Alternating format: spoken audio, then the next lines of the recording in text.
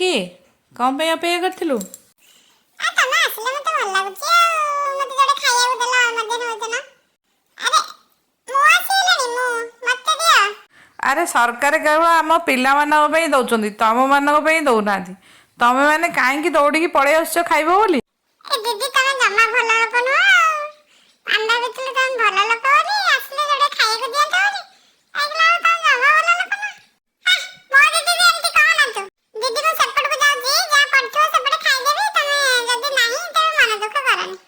କଣ ଦିଦି ମତେ ଭୁଲିଗଲ? ମୁଁ ବଉଳା ଆସିଛି ଆଜି ତମ ସ୍କୁଲକୁ ପାଠ ପଢିବାକୁ। ମତେ ଟିକେ ତମ ପିଲାମାନଙ୍କ ପାଖେ ନେଇକି ବସେଇ ପଢେଇଲ। ମୁଁ ପାଠ ପଢିକି ଦେଶର ସ୍ୱାକ୍ଷରତା ହାର ବଢେଇବାକୁ ଚାହୁଁଛି। ମତେ ଟିକେ ପାଠ ପଢା। ନାଇଁ ଦିଦି ତାକୁ ଜମା ପାଠ ପଢାନି। ସେ ଝାଡା ଯାଉଛି ଯେ ସିଟ ଦଉନି।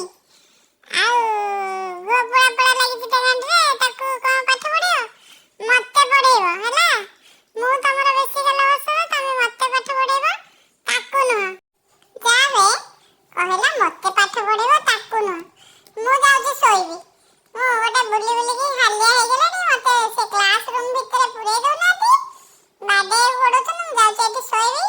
ଦିଦି ବର୍ଷା ଜୋରରେ ଆସିଲେ ମତେ ଟିକେ ନେଇଯିବ କ୍ଲାସ ରୁମ ରେ ରଖିଦବ। ଏଇଟା ତ ଆମ ସରକାରଙ୍କ ସ୍କୁଲ, ତମେ ମତେ ତଡ଼ି ପାରିବନି। ତଡ଼ିବ ଯଦି ମୁଁ ମୋହନ ମାଝୀକୁ ଗୋଟେ ଦରଖାସ୍ତ ଦେଇଦେବି, କହିବି ଦିଦି ମତେ କ୍ଲାସ ରୁମ ରୁ ତଡ଼ି ଦଉଛନ୍ତି। ସେ ତମ ପ୍ରତି ପୁରା ଭଲ କି ଆକ୍ସନ ନେବେ ଆଉ। ଆମ ସରକାରଙ୍କ ସ୍କୁଲ, ଆମେ ଏଠି ସମସ୍ତେ ଆସିବୁ, ସଭିଏ ପଢିବେ, ସଭିଏ ଖାଇବେ ପରା।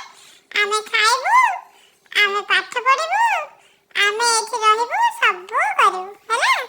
ଜମା ତମେ ମତେ ଏଠୁ ତଡ଼ି ପାରିବନି। ମୁଁ ଟିକେ ଶୋଉଛି, ଜମା ଡିଷ୍ଟର୍ବ କରନି।